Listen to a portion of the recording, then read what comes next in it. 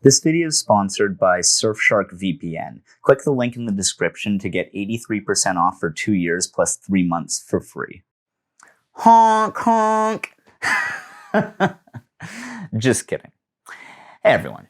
Instead of covering bad reality shows, we're going to do something different today.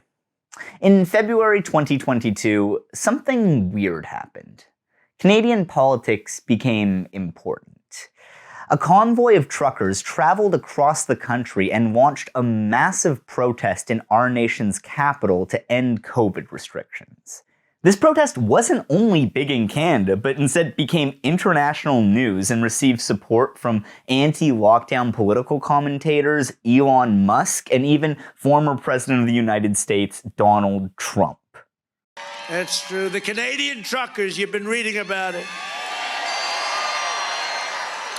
who are resisting bravely these lawless mandates, are doing more to defend American freedom than our own leaders by far. And we want those great Canadian truckers to know that we are with them all the way. They are. They've really shown something. It's even gone on to cause copycat convoys in America. This is especially weird since Canadian culture, especially our right-wing protest culture, is completely styled after America. It's not uncommon to see people here waving Confederate or Trump flags while chanting "Let's go Brando." Like, as a YouTuber who lives in Canada, I avoid talking about my own country because no one cares about our politics. I'm genuinely extremely worried about this video right now. A good way to illustrate how strange this was is by showing you this clip by comedian, actor, and now vlogger Russell Brand, who is the biggest socialist on YouTube, apparently. Also, he has really fallen down the conspiracy rabbit hole. In this video he made covering the convoy, he says that no major news outlets are talking about it. Hello there, you 4.7 million glorious wonders. How wonderful that we get to be alive together right now in the world and shape reality according to our conscious will and our divine understanding of what this experience is together. When we prepare these videos, we have to find mainstream media content to comment on and to build our content and to help us formulate a perspective so that we can get in a discourse with you. We can't find any about these Canadian truckers, so let's have a look at this story using stuff we've had to do ourselves because the mainstream media won't bloody do it for us. So, first of all, that's a lie. Like, what are you talking about, Russell? You didn't do any journalism. All you did was type the word convoy into DuckDuckGo.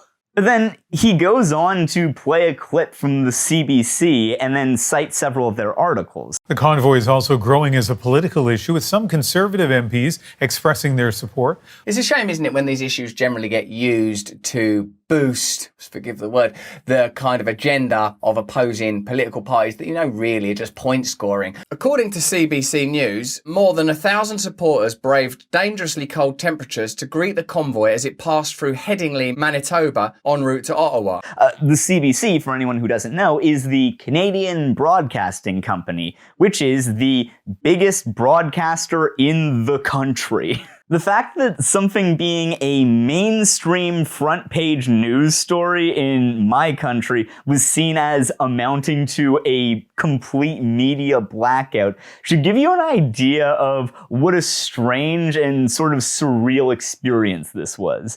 And so, naturally, there's been a lot of confusion, misinformation, and general misunderstanding about the trucker convoy. And so, yeah, for this month, I decided I wanted to clear up some of the misconceptions by digging into a bit of local news, as well as talk about the nature of social movements as a whole. For this video, I'm gonna talk about the Canadian trucker convoy. Fucking A, guys, let's get pumped for this. Let's go to fucking Ottawa.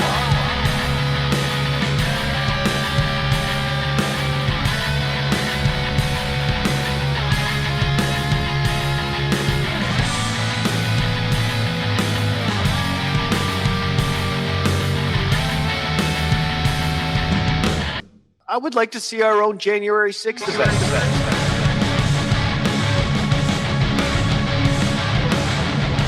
See some of those truckers plow right through that 16-foot wall.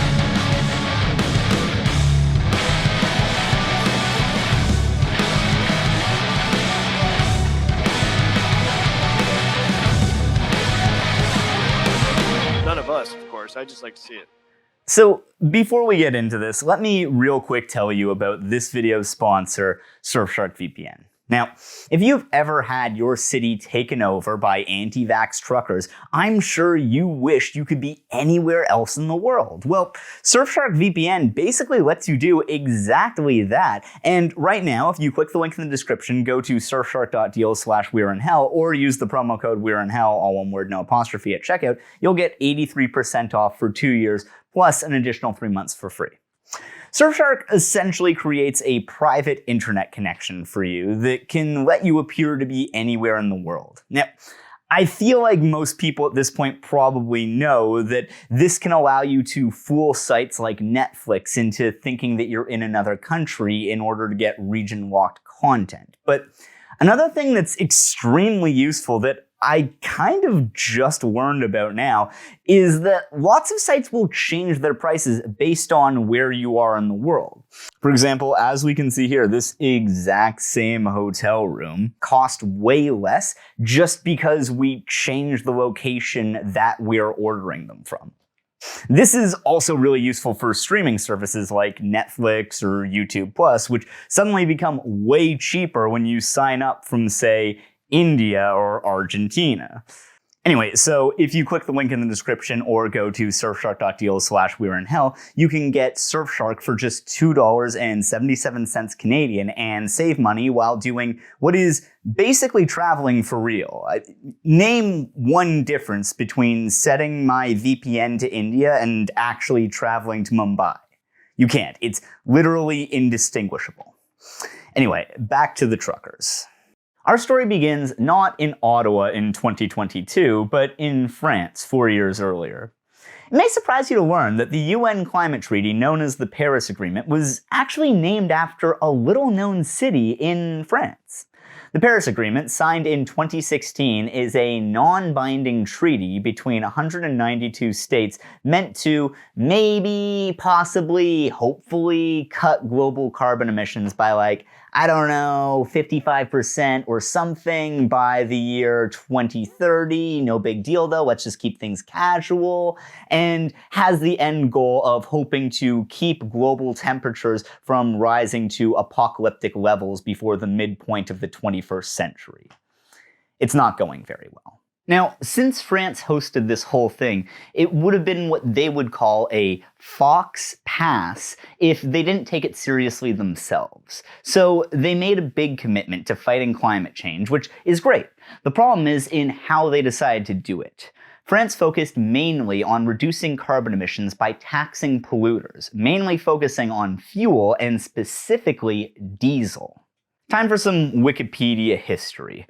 In France in the 50s, only industrial equipment ran on diesel, which was a problem for them since they were refining way more diesel than they could actually use. So tax policies were introduced to increase national demand for the stuff by making it way cheaper to drive a diesel car.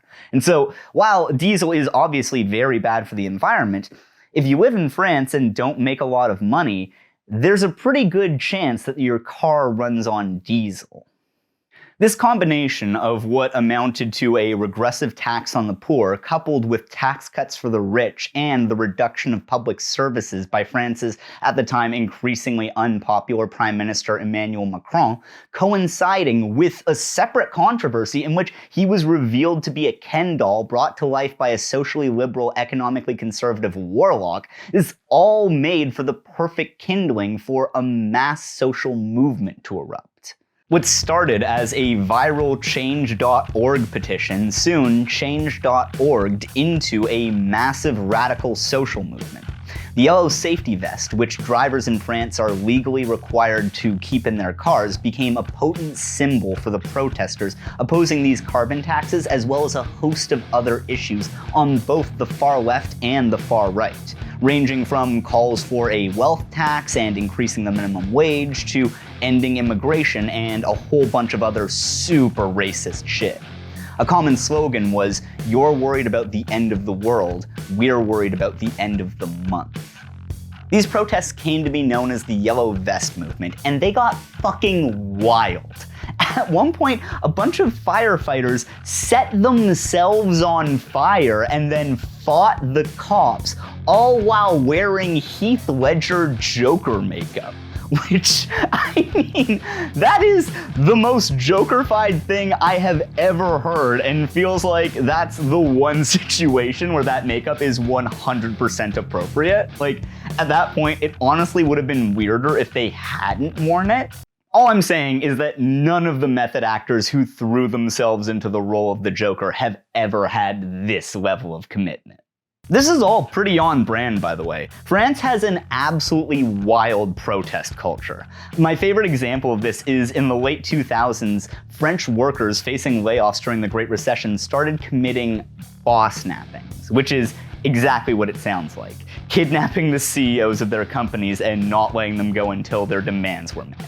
Maybe the craziest thing of all about this, though, is that boss nappings were overwhelmingly popular with the French public and almost never led to arrests. The CEOs often wouldn't even file charges and would say that they were treated very well and even given wine and mussels to eat. I just love how that's the most French thing I can think of. Just being held hostage by a radical labor protest and still eating delicious food.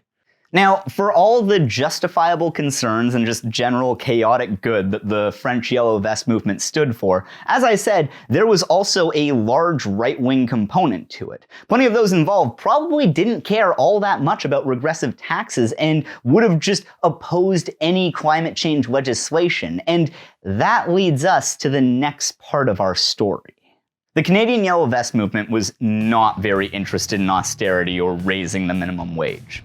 Inspired by its French counterpart, the Canadian Yellow Vests began as a series of protests across Canada in the capital city of Ottawa, as well as in several major cities in the conservative, oil-rich province of Alberta. The protests were primarily against Canada signing the completely non-binding UN Global Compact for Migration, as well as opposing federal carbon taxes and some anti-UN conspiracy theories thrown in for good measure. This was part of a broader issue that'll come up later, which is a general feeling of resentment and animosity in Alberta and the western provinces towards the eastern liberal elites, particularly towards Ottawa, who they feel neglected by despite all the oil that they produce. Now, if you thought Let's Go Brando was bad, check this out. One of the ways that this is manifested has been through the Wexit movement, a fringe political movement and play on Brexit, calling for Alberta and some other western provinces to leave Canada and either start their own country or just join America. Anyways, the Yellow Vest protests brought out a couple hundred people each, and surprisingly were a big hit with people with ties to far-right, anti-Muslim, and neo-Nazi organizations. Go figure. From here, the movement grew through smaller demonstrations across Canada, but this also attracted media attention, and given the relatively small size of these demonstrations, the more radical members stood out. It also found fertile ground through Facebook, where it likewise soon attracted similar attention. On December 5th, 2018, what would become the largest of these pages, Yellow Vests Canada, was formed and got over 70,000 likes in just 2 days. The group's description read, "This group is to protest the carbon tax and the treason of our country's politicians who have the audacity to sell out our country's sovereignty over to the globalist UN and their tyrannical policies." But despite that extremely chill description, after about a month, that group began to draw a bit of media attention, what with all the posts about wanting to kill Justin Trudeau and supporting white nationalism. But despite the bad press, they kept on trucking, using convoys as a tactic for a lot of these smaller protests across the country, and by February 2019, they were planning a cross-country convoy to Ottawa, which would be the test run for 2022. This convoy came to be known as United We Roll, which sounds like a tattoo you'd get with 5 strangers you met at a rave. It was based around the main Canadian Yellow Vest Facebook page, and then later a group called United We Roll, Convoy for Canada, which, after some internal power struggles, both wound up being run by a guy named Glenn Carrott, a town councillor turned failed mayoral candidate from the town of Innisfail, Alberta, and owner of an oil field safety company, who is currently facing assault charges related to his involvement in the 2022 convoy. A GoFundMe was set up to fund the United We Roll convoy, and while all the organizers remained the same, Carrott purged the names of all the yellow vesters from the page, but made sure to make it clear that he still supported them, stating that, "We still stand behind the yellow vests. But whether you want to wear the yellow vest or not, we welcome all respectful, hard-working Canadians." Now, despite this big tent approach, United We Roll was not what you would call a success. While the organizers expected over 200 vehicles, the turnout was less than 100 trucks and about 150 protesters. Not only that, but as was the case with other Canadian Yellow Vest events, the low numbers in attendance led to the types of people who like to post in the Yellow Vest Facebook group standing out.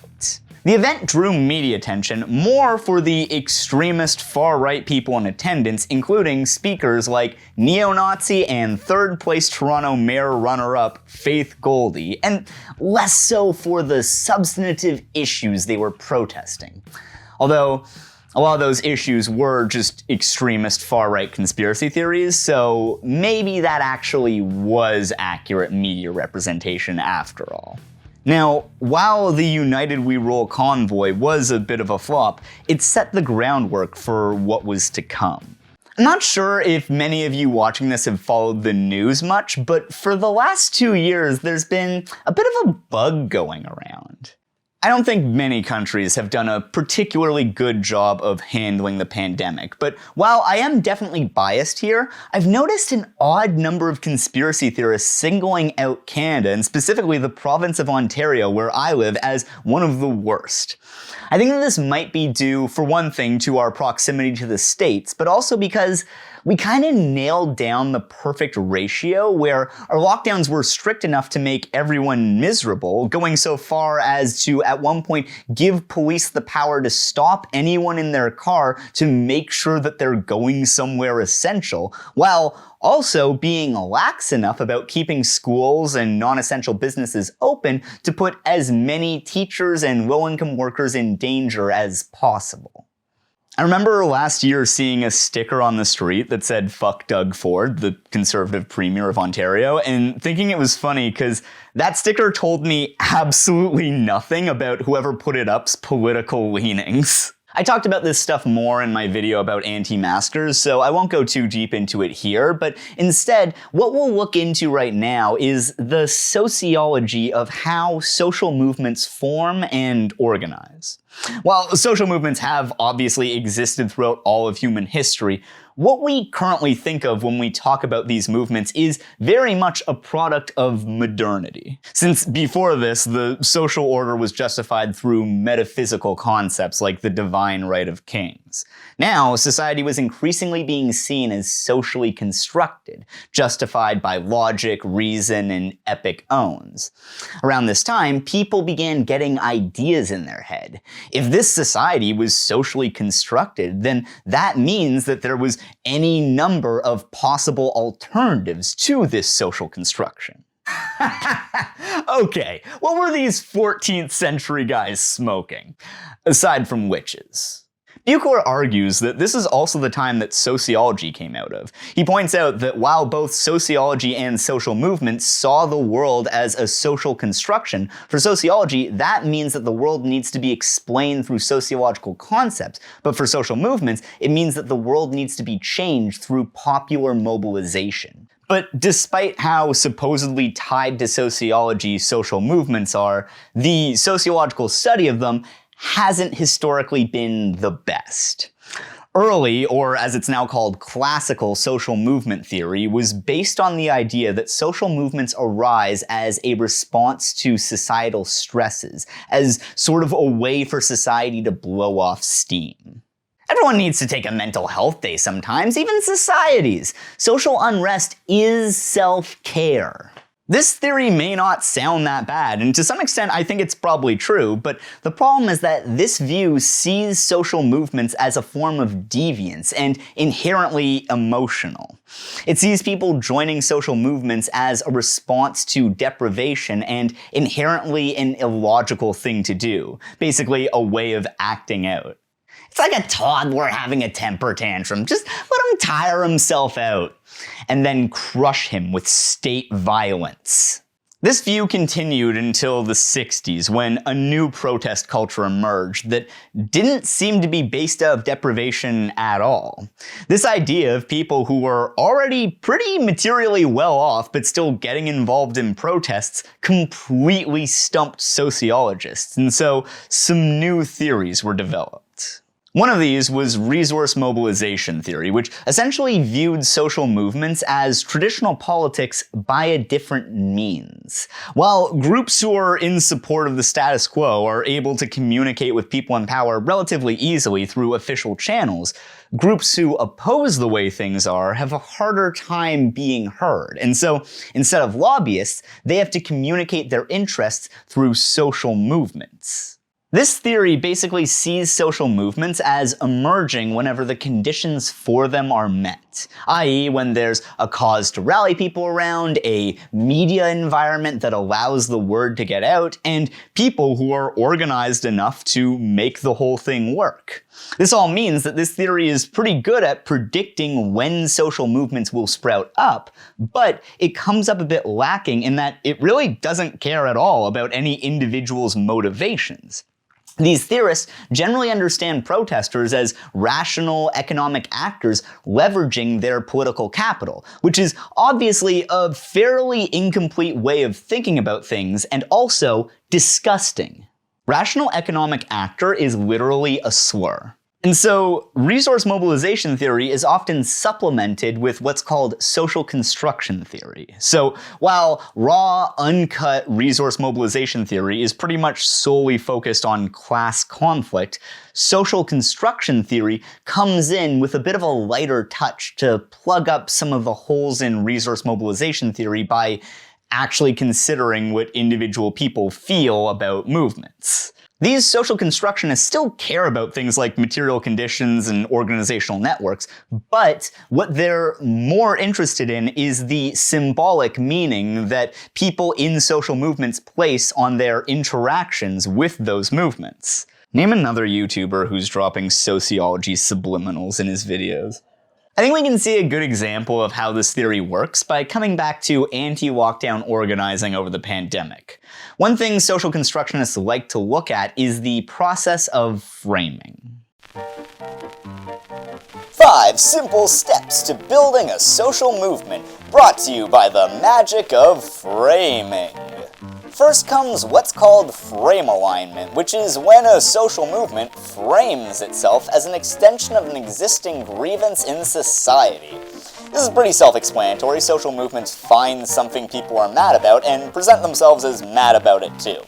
I think a key thing here, though, is that they have to position themselves not only as being against the bad thing, but also against the official solution to it. You will often see protesters outside a government building angrily chanting, "We like your style! Keep up the good work!" Once we have our cause, we gotta find some more people, which brings us to Step 2, frame bridging. This is the easy part. Get that echo chamber echoing and recruit people who already agree with you. Recruitment might even be a strong word for this, since we're not convincing anyone of anything new. We're just letting those who are already on board know that this is a thing. This step of publicizing used to involve a lot more work, but has been made much easier by our loving tech overlords. Especially over the last 2 years while we've been kept inside, it's now easier than ever to radicalize people thanks to the power of big tech. I wonder though, there's gotta be a catch somewhere, right? Now, whether our movement's grassroots or astroturf, either way, we need to step outside our echo chamber and touch grass with Step 3, frame amplification. This is when we reach out to the broader population. Now, changing people's minds is a slow and delicate process, which is why we aren't going to bother trying. Instead, we reach members of the general public by convincing them that our movement is actually consistent with their already deeply held beliefs. We can see this with how anti-lockdown protesters focus their messaging away from their specific goals and beliefs and towards appealing to abstract universal values like liberty or personal choice. If you sell someone on the idea that we need to fight for our freedoms, they'll be a lot more willing to march with you than if you had opened with your anti-Semitic Bristol board presentation. And speaking of fringe cranks that will look the other way on, step 4 is called frame extension. Is the circus in town? 'Cause I smell a big tent. You ever gone to a protest and seen a bunch of people with signs for some completely unrelated issue? So then you assume that they're lost and try to tell them that they're in the wrong place, but it doesn't come out right and they're all like, huh? Buddy, I think there's been some kind of misunderstanding. But even though you weren't trying to be aggressive at first, you're mad now. So you start getting in their face and yelling and getting really emotional, and they're like, are you crying? And you barely were before, but you are now, so they walk away. But now, everyone's looking at you weird, and no one will agree to be on your Facebook live stream.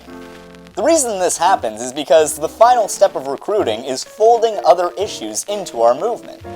This is done by convincing people that though they may seem unrelated, your movement is the logical extension of theirs. Anti-lockdown activists have been incredibly effective at this, tying their movement to just about any right-wing cause you can think of, from transphobic and anti-abortion groups marching side by side with people holding signs that say "my body, my choice," to much more militant far-right groups like the Soldiers of Odin and the Boogaloo Boys. Finally, there's step 5. Frame transformation, where you get boots on the ground.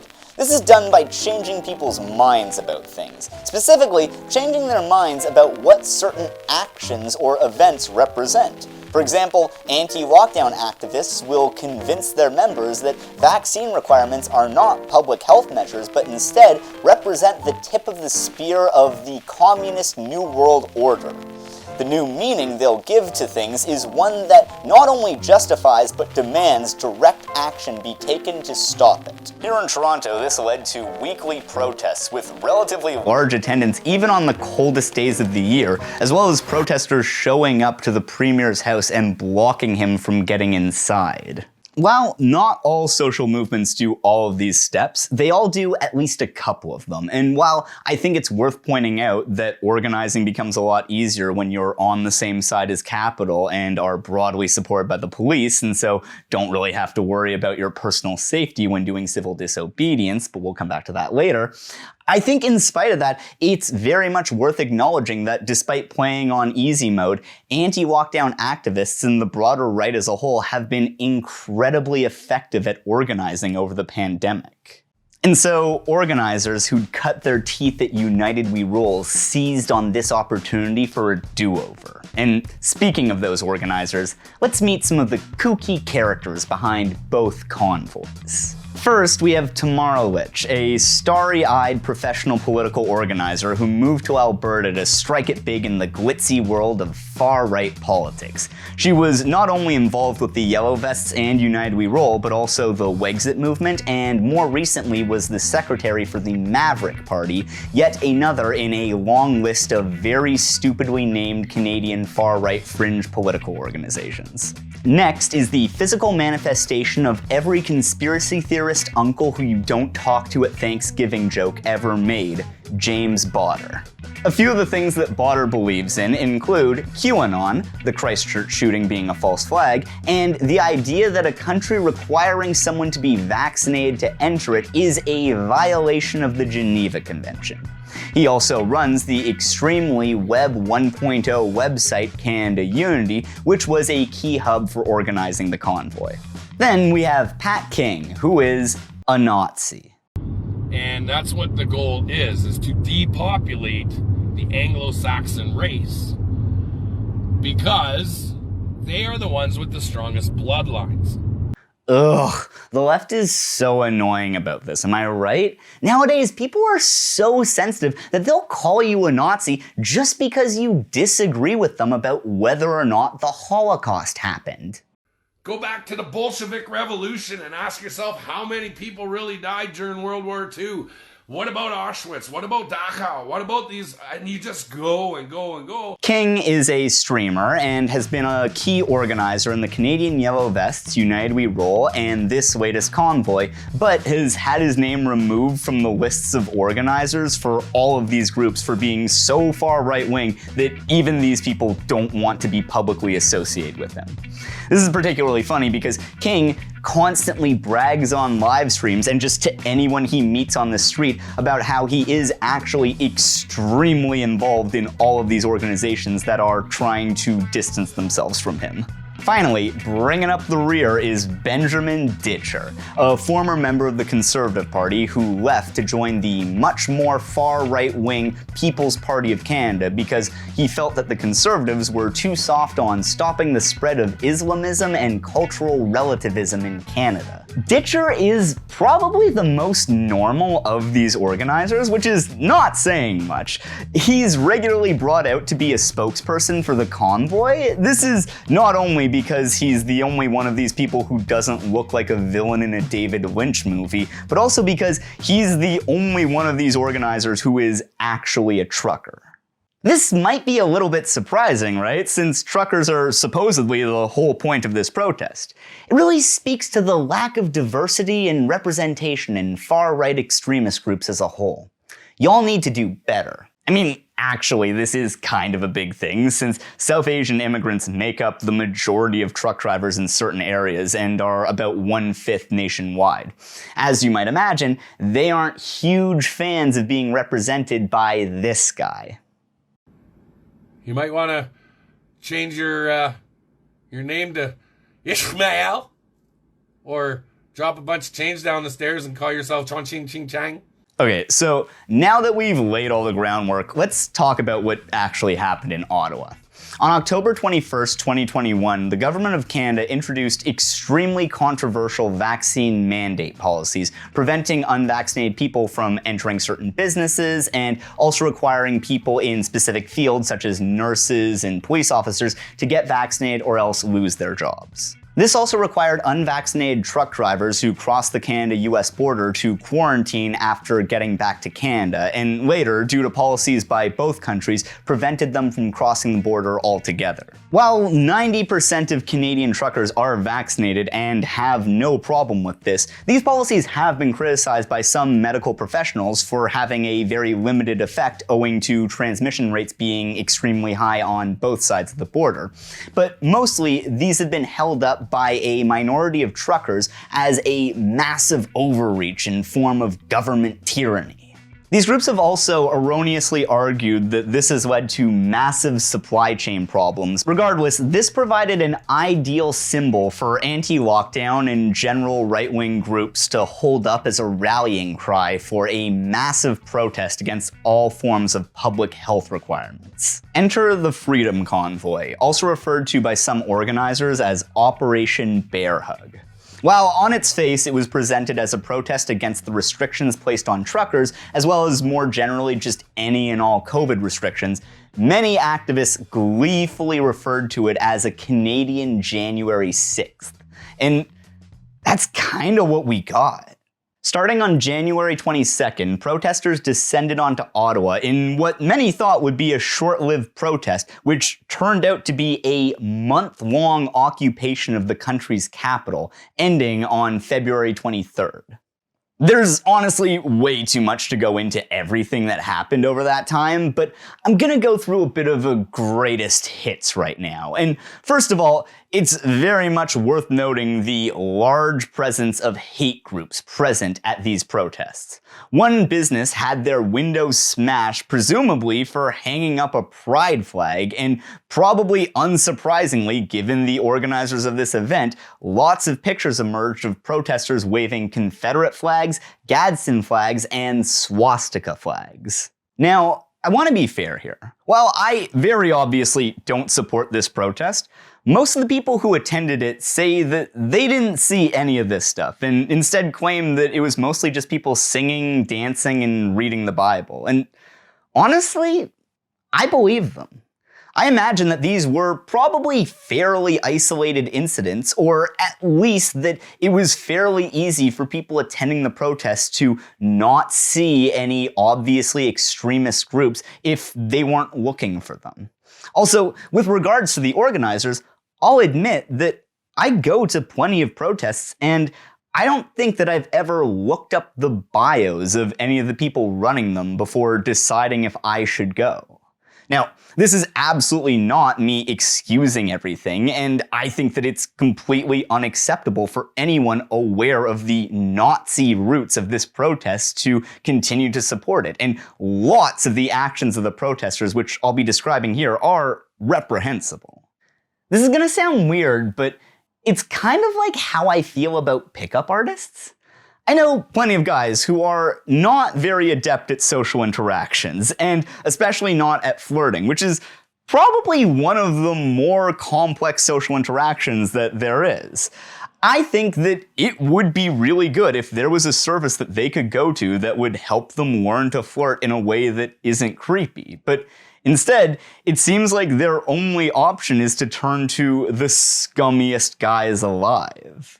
In the same way, there are reasonable objections that people can have about Canada's COVID restrictions. Lots of the rules are very arbitrary or contradictory. This isn't because of a communist conspiracy, though. In fact, communist countries have been way better at handling the pandemic than we've been. Instead, this is a matter of the government trying to exercise control while prioritizing the interests of businesses, leading to them completely failing to manage a public health crisis.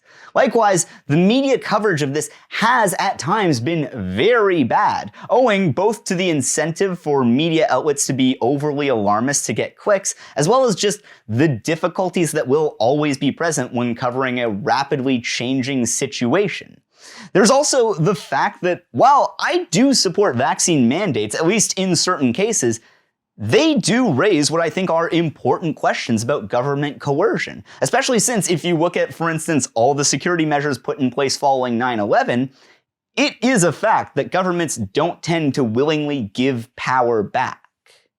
Now, I need to be very clear, none of this should be remotely viewed as an endorsement of these protest movements or a lot of the other stuff that anti-lockdown groups tend to believe. But I do think that it is a problem that if someone is concerned about these things, the only people they can turn to are ones who are also concerned about the Great Replacement. Anyways, initially the protest was extremely disorganized, and so since there weren't enough hotel rooms for everyone, plus what hotel rooms there were, as well as basically all local businesses, were pretty much completely inaccessible to most people at the protest because they refused to wear masks for any amount of time. That was a real problem that they had, and as a result, protesters wound up sleeping in their cars, harassing local homeless shelters for food, and shitting and pissing in the streets. All things that they felt that they were more than justified in doing. Any word of hotels in the area that are supporting the Patriots? A buddy of mine was kicked out of his earlier tonight. He's sleeping in his truck right now. He's got his kid with him. I heard somebody earlier say maybe the churches were taking people in. Maybe look into that. Which hotel? Maybe we could figure that out. Yeah, there was a post on Facebook, I believe in the group, that said churches said they'd be open to anyone involved with the rally today. Totally be down for doing that. Also, apart from that, anyone know if the homeless shelter is still giving out free food? Pretty hard to find a restaurant in the area that'll support the Patriots. Most of them forcing us to wear masks, which is pretty ridiculous. Just think of the sacrifice they're making, denying taking in all that money. Pretty idiotic, if you ask me. I've heard a lot of rumors. Trudeau's paying them off, so yeah, just disgusting. As far as I'm concerned, we're homeless in this city because there ain't no hospitality here in Ottawa, that's for sure. You bet, brother. the resources are there to help you guys as well. Don't feel bad about anything. If they're cutting you guys off of food, you are homeless. You're in the middle of a city. So God bless you guys. I hope you find everything you need. Try the churches and everything. One other thing, sorry it sounds so needy, but as far as washroom goes, not a lot of options here. I understand that some people have been relieving themselves in the snowbank. I wonder if there's sort of central spot we can all be doing that just to avoid making too much of a mess, you know. Now, if you've never been to Ottawa, something about the downtown, which I imagine is pretty typical of any country's capital city, is that there are statues everywhere. One of the few statues that actually commemorates an uncomplicatedly great person is the one of Terry Fox, a man who, despite having terminal cancer and only one leg, ran a marathon every day trying to get from one side of Canada to the other to raise awareness and funds for cancer research. The protesters did this to his statue. Something which is particularly offensive since Terry Fox was both immune-compromised and Indigenous, and so he probably wouldn't have wanted to be associated with these people.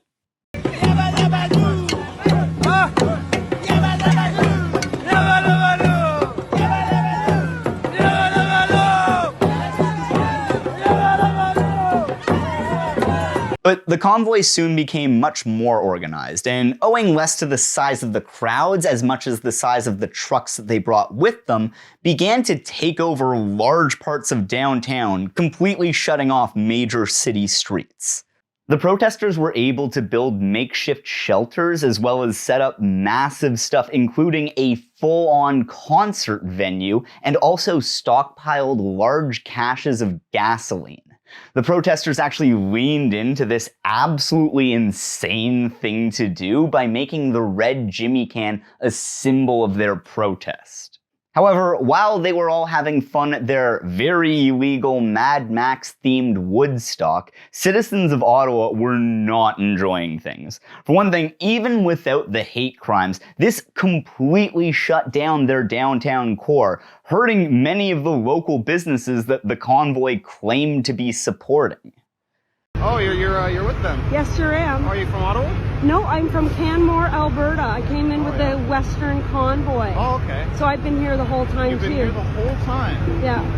You've been helping them shut down the downtown, eh? Yeah, you bet. You know, we have a mall just a little ways down the street there called the Rideau Center. Yeah. They've been shut for about almost a week now. 1,500 employees lost wages. You have, talking about lockdowns hurting businesses. People come here unvaccinated, harassing people, shutting down businesses. We didn't ask for this. No. Your truck is with Doug Ford. He's the guy responsible for these lockdowns, not Trudeau. And you know what? I'm sick of these fucking people in my city, and I'm sick of you here, and I'm trying to keep my cool, but I just, oh boy. Yeah.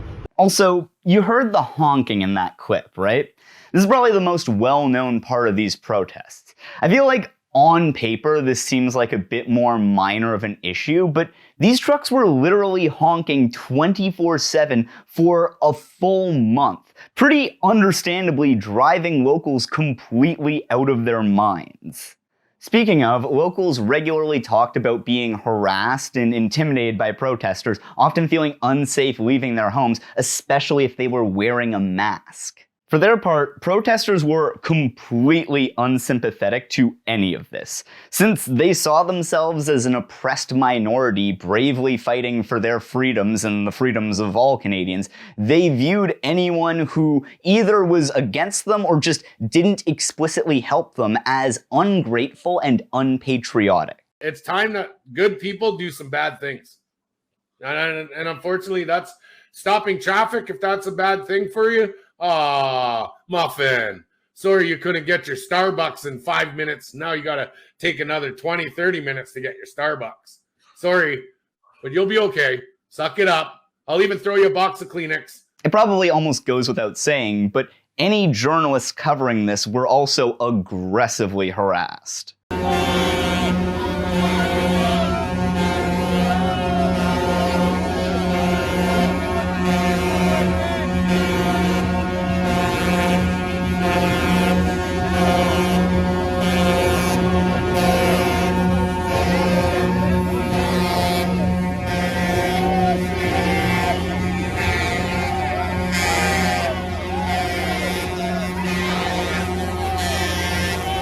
It got to the point where they were being told to remove any identifying decals from their vans for their own safety, something that the protesters delighted in. But as wild as Ottawa was, this is not the craziest part of the story. All across Canada, smaller convoy protests were taking place, but the two most impactful ones were in the city of Windsor, Ontario, and the village of Coutts, Alberta, where in both places the convoy formed a blockade preventing all crossings at 2 points of the US-Canada border. So, first of all, remember how one of the motivations for the convoy was how the vaccine requirements for truckers were supposedly causing supply line problems? This actually very much did cause tons of problems for real this time. Also, I've heard this being presented as the point where, since the truckers were no longer just hurting Canadians, but now also hurting the much more important Canadian economy, that this is when the cops stepped in and started cracking skulls. But that's not true. This started very early on and went on for weeks. So, if that's the case, then what were the police doing at this time? Well, the answer is very little.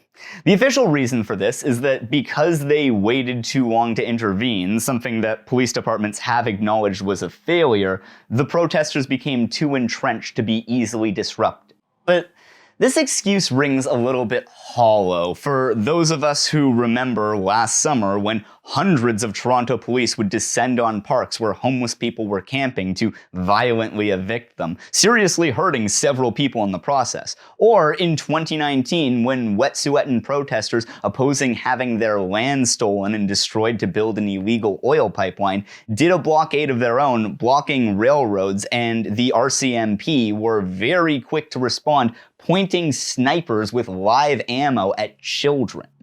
Now, it's incorrect to say that at this point police were doing nothing. Ottawa police would confiscate supplies and arrest the odd protester they saw carrying a jerry can, and heavily armed police were at the ready. That said, the response by police at basically all levels of government was in no way proportional. And that's because in Ottawa, in spite of the odd raids here and there, the cops were disobeying orders to deliver food and gasoline to protesters. You're just now here in front of Parliament. What? We had a police officer fist bump us, and he is going to clear the way for us so we can get the fuel for the trucks at the front. Okay, and then what did he say about the fuel for the night? I don't remember. You don't remember. So, no problem. You're welcome. You're gonna believe this unless I show you. We literally have a police escort right now up to the front lines. We got our other guy here, right behind us. He's gonna be pulling in right over here, and then he'll disperse from there. And then we've got these awesome guys here. A lot of volunteers come out and help with the trucks. So just as you can see here, you know, the police are working with us to make sure that the truckers do get the fuel that they need, as they absolutely agree with us, the one cop that we were speaking to. At one point, a protester hit an Ottawa cop with his car, and the cop said, Understand what I said? So you're not going to hit me with your vehicle again. He's hit you twice, arrest him. Give your sister a good fuck when you get home, you redneck piece of shit. Yeah, you agree. and then just let him drive off completely scot-free. Like, that's a really bizarre clip, right? I don't think that my dad would be that nice if I hit him with a car while he was teaching me how to drive. In one case, an Ottawa cop was letting protesters sit in the back of his cruiser and take pictures pretending to be arrested. If I was trying to write a sketch about how little these protesters feared facing any legal consequences, I wouldn't have used that because it'd be too on the nose.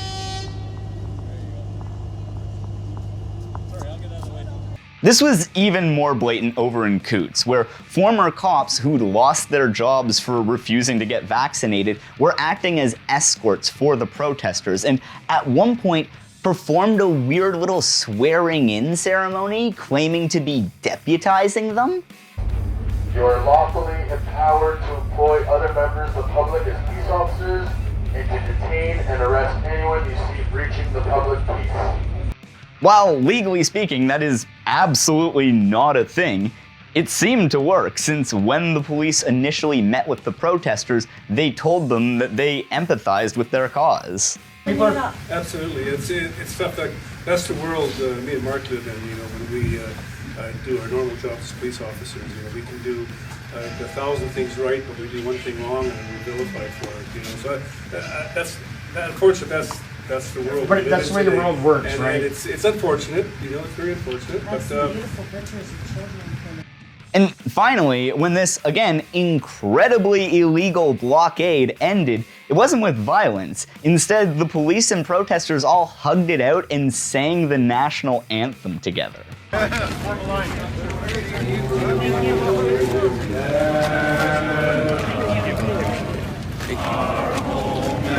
When that clip went viral, I love this tweet about it. This is not an emergency. This is not a coup. Protesters and police are actually on the same side. It is Trudeau that is the aggressor, Trudeau that is causing an emergency, and it is Trudeau that has got to go. Man, when I read that, I breathed a big sigh of relief. See, I had thought that it was a coup, but actually, the police are simply joining forces with a far-right populist movement to remove a democratically elected head of state.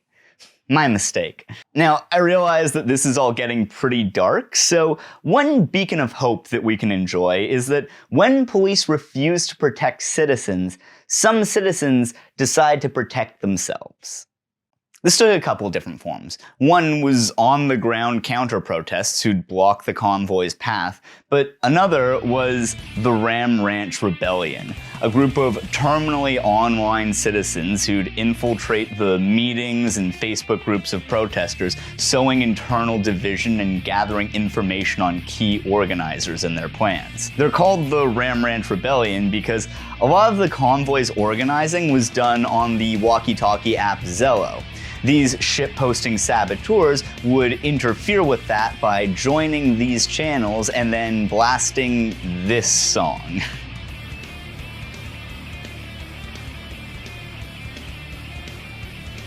Now, before we move on to what came next, an important thing to make clear here is that me highlighting the lack of force used against the protesters should not be seen as me cheering for blood. If the police had treated the convoy as if they were a left-wing protest, that is, with extreme force from the beginning, I would not be calling them heroes right now. That said, a couple of things. First of all, any Ottawa residents who may be watching this who were actually really stoked when the cops cleared these people out, I might disagree with you on some things, but I respect where you're coming from. I've seen so many people on the left covering this who've been such assholes dunking on Ottawa residents with seemingly no awareness of the fact that they're talking to someone who was currently afraid to leave their house and hadn't slept in weeks. Secondly, I've seen people saying that people on the left should be against the police stopping the convoy because anything they do to them will now be done against left-wing protesters too.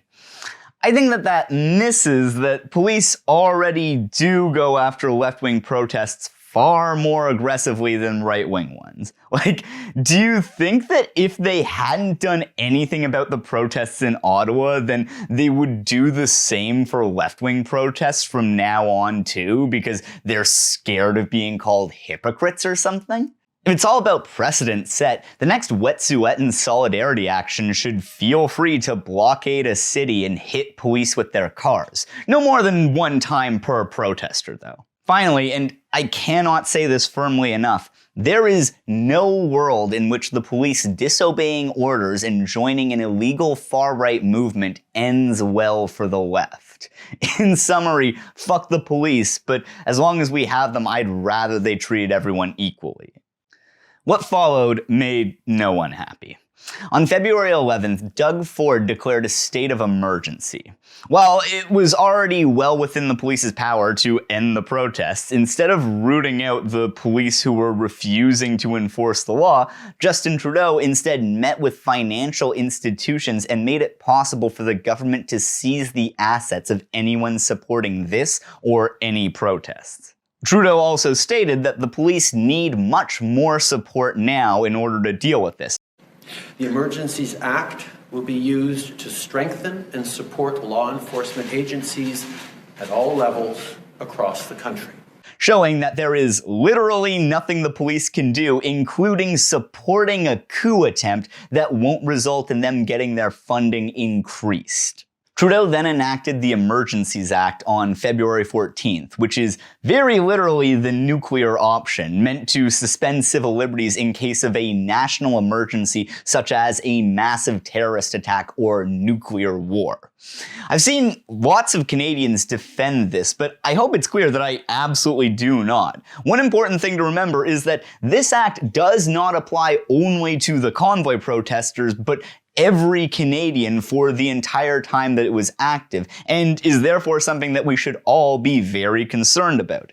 This allowed the government to create new crimes without a vote, which it did, making it illegal to participate in or travel to a demonstration likely to lead to a breach of the peace, as well as banning children from attending any protests.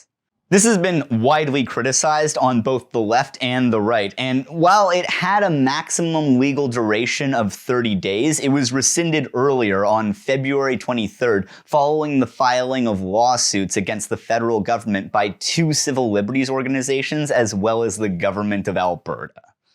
On the ground, though, what followed was wild. Police began getting ready for a confrontation to clear the protesters out.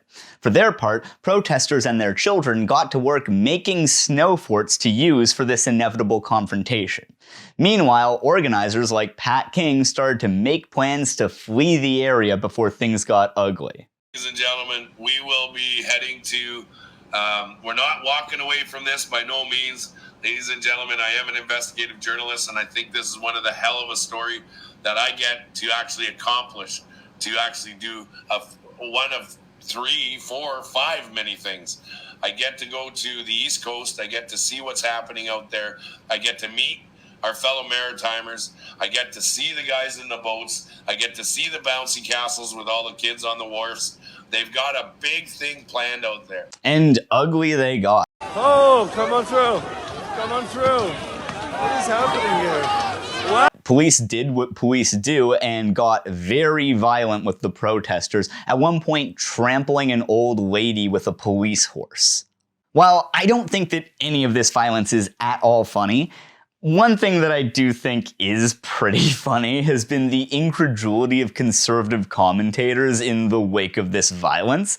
Lots of people who probably never thought that they'd be on this side of a police confrontation have commented on this, acting as though this was the first time something like it had ever happened, and not pretty standard procedure for the cops.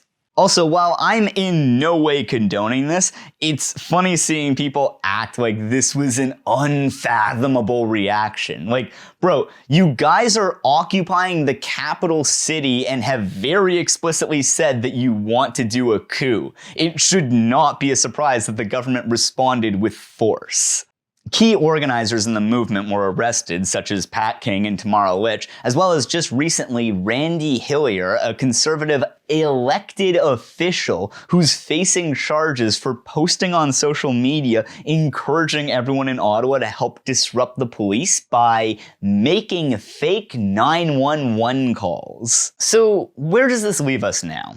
There are still regular protests in Ottawa and across the country, although it's not really clear what they're protesting anymore, since the government is now in the process of lifting pretty much all COVID restrictions. But I think at this point, it's probably safe to say that the dust has kind of settled.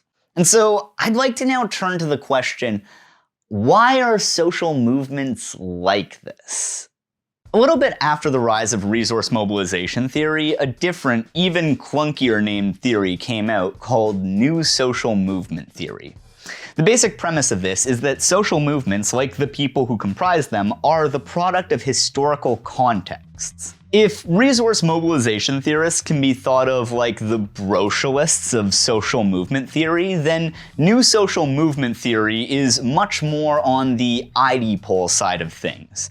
The theory arose out of criticisms of more materialist theories that only understand movements as they relate to proletarian revolution and tend to ignore other causes for social movements like race, gender, and sexuality. The reason this is called new social movement theory, though, is because they argue that there was a marked shift in social movements, which used to be heavily organized and focused much more on class issues, and are now much looser and based on identity instead. While there are a bunch of different versions of this theory, and they all vary quite a bit, generally common features are that new social movement theorists are interested in examining overarching, historically specific social formations, which they view all social movements as responses to. For example, if postmodern societies can be defined by capitalist markets, the pursuit of growth, and bureaucratic states leading to large, anonymous institutions increasingly intruding into more and more parts of our lives, then new social movement theory sees contemporary protests as a response to this postmodern condition. New social movements, they argue, are particularly characterized by the personal becoming political, or the rise of what's often called identity politics. Importantly, this isn't just some dumb IDPol bad take, but a bit more nuanced. Rather than seeing this change as the result of like cringy SJWs or woke college students, these theorists, for one thing, don't think that it's necessarily bad that social movements care about culture and identity now, but also are more interested in looking at the historical contexts, which they argue are responsible for politicizing these personal things. Different theorists claim that this shift happened at different points. The German sociologist Klaus Off compared social movements in the decades following World War II to the ones that started to come up in the 70s and 80s. Off argued that after the war, social policies outside the Soviet Union were based around economic growth, propped up by three pillars. The first was investment, which was mostly left to private interests. This wasn't seen as an extension of some philosophy or ethical system, but instead was just presented in terms of functionality. Growth was seen as good, and if you want to get growth, this is how you got it. The second was that capitalism was supported by organized labor, who came to handle more and more aspects of social security. Because the big concern was growth, and growth was seen as infinite, capital didn't mind giving labor a bigger chunk of their profits in exchange for labor dealing with any conflicts that might arise. Likewise, labor was willing to set some of their more radical goals to the side in exchange for a firmly established role that also potentially helped workers. Finally, there was representational democracy, which served to make a partition between the personal and political. The idea here being that private stuff like work, family, religion, etc. would take up most of the average person's time and energy, and unless you were a massive nerd, most people wouldn't care much about politics. What this meant is that at the time, the main concerns of European society, which Oaf was specifically writing about, were economic growth, distribution of money, and legal protections. The issues that social movements fought for were limited to topics like collective bargaining and issues within and between political parties. This was way before Fukuyama's time, but in the 50s, ideas like the end of political conflict were very much being debated and considered to be a serious possibility. This lasted for a few decades until we shifted to the new social movement. The French sociologist Alain Touraine attributes this shift to two factors. One being an even greater emphasis on growth, but one where that extends into every part of our lives, bringing what used to be private into the political. The other is the shift from industrial to post-industrial societies. Touraine argues that in a post-industrial society, it's no longer the worker, but the consumer who becomes the central class for social movements. As such, social movements become less about economic concerns and more about consumer identity. This is backed up by Oaf's observation that these new social movements are mostly made up of people from the middle class who feel trapped by bureaucratic structures that dominate their personal and professional lives. Oaf argues that the people least likely to be involved in these new social movements are the key players of the old social movements, workers and capitalists. Terrain argues that in these new social movements, the primary conflict is not class-based so much as a cultural conflict over who gets to program what Terrain called the programmed society. By the way, the programmed society is a term that Terrain came up with, which it is a historical fact that he wrote while wearing a V for Vendetta mask. These movements are very rarely based purely around class, but instead another identity. This isn't necessarily a bad thing, since it allows them to reach across class divides. Another feature is that they're very loosely organized. Part of this is due to a rejection of hierarchies in favor of horizontal organization, but it's also because since the movement is based around identity, they function more like a social network or subculture than a disciplined, coordinated group. Oaf notes how this corresponds with an emphasis on autonomy and identity, and their opposition to forms of control, dependence, and bureaucracy. In terms of tactics, a new social movement's goal is largely just to get a bunch of people to show up somewhere. These protests are almost always veto against, meaning that they're opposing, not supporting something, and that they have no room for compromise. Part of this is because since these issues are so often identity-based, there's really no compromise that can be meaningfully made. But another reason for this is because compromises come out of negotiations, and new social movements have nothing to negotiate with. Like, in the case of a union, for example, they can say, the strike will end if you meet this demand. But it's not like the organizers of the Convoy, for instance, could say, meet our demands and all the protests will end. Hell, the government of Canada is rolling back pretty much all COVID restrictions, and there are still regular protests in Ottawa. Coming back to the Convoy now, I think this is a really interesting case study. While they very much present themselves as in line with the old social movements, emphasizing how they're standing up for the common man or whatever, looking at the organizers as well as all the people there who were not truckers but instead owned truck businesses, I honestly don't think I've ever seen a better example of a new social movement that's so deeply identity-based and also completely disconnected from class, material interest, or just reality, really.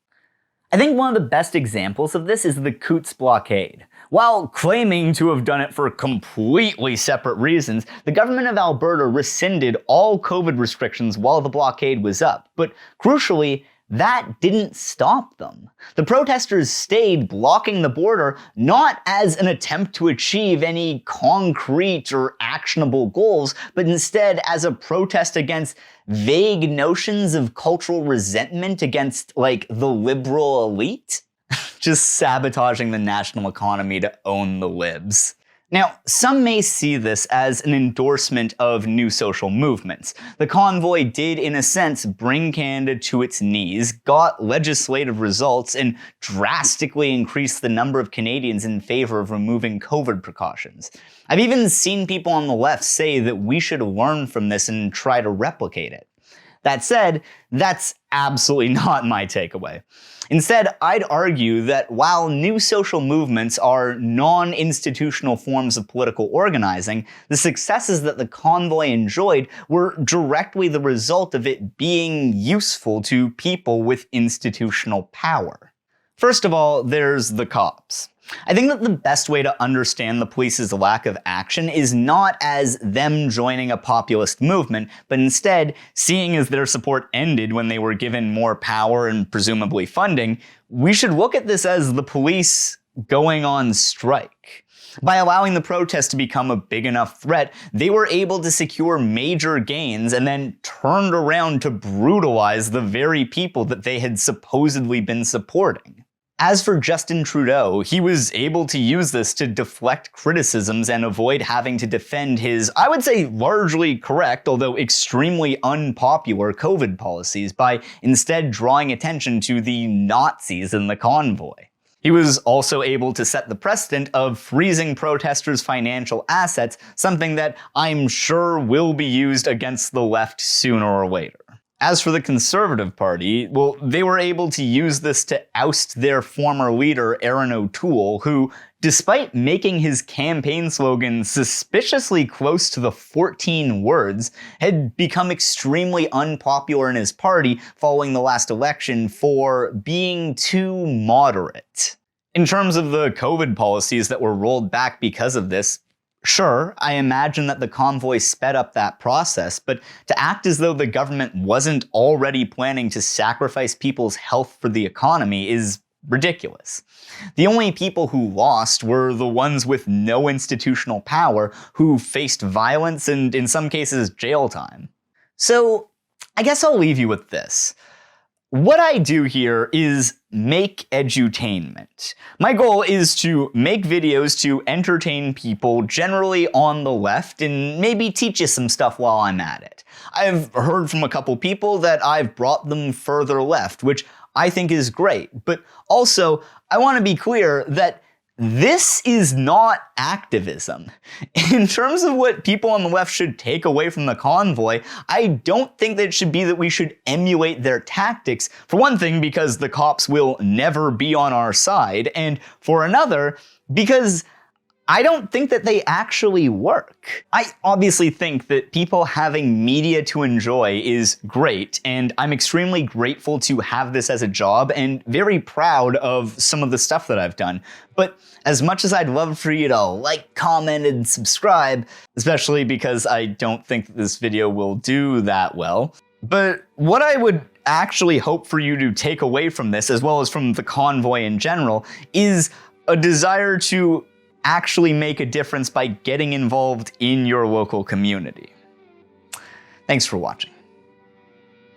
I know that this undermines the whole cool, good message that I just ended on, but this video is sponsored by Surfshark VPN. Click the link in the description or go to surfshark.deal/we'reinhell and use the promo code we'reinhell, all one word, no apostrophe, to get 83% off for 2 years plus 3 months for free.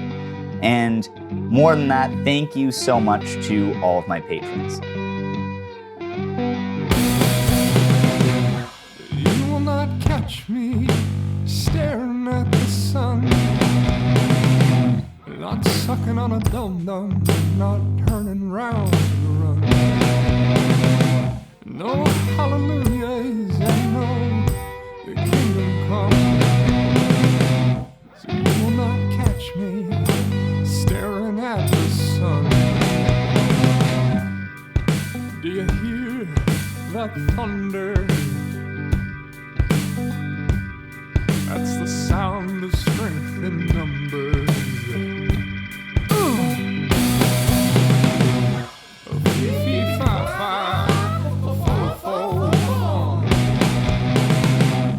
I smell the blood of a million sons, a million daughters from 100,000 guns, not taught by our teachers on our curriculum. Do you hear that thunder? That's the sound of strength in numbers.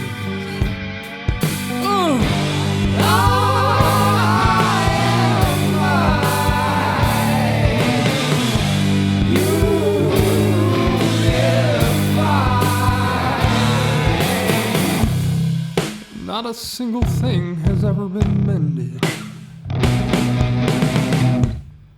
by you standing there saying you're offended. Go ahead, tell them what I've intended. I'll say what I mean, do what I love, and fucking send it. Do you hear the sound of thunder? That's the sound of strength and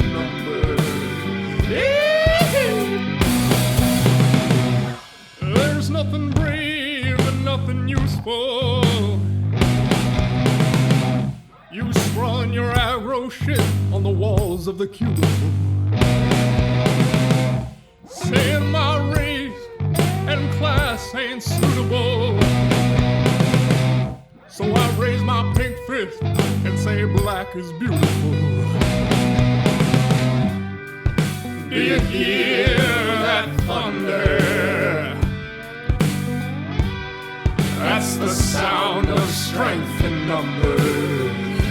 Get it on now.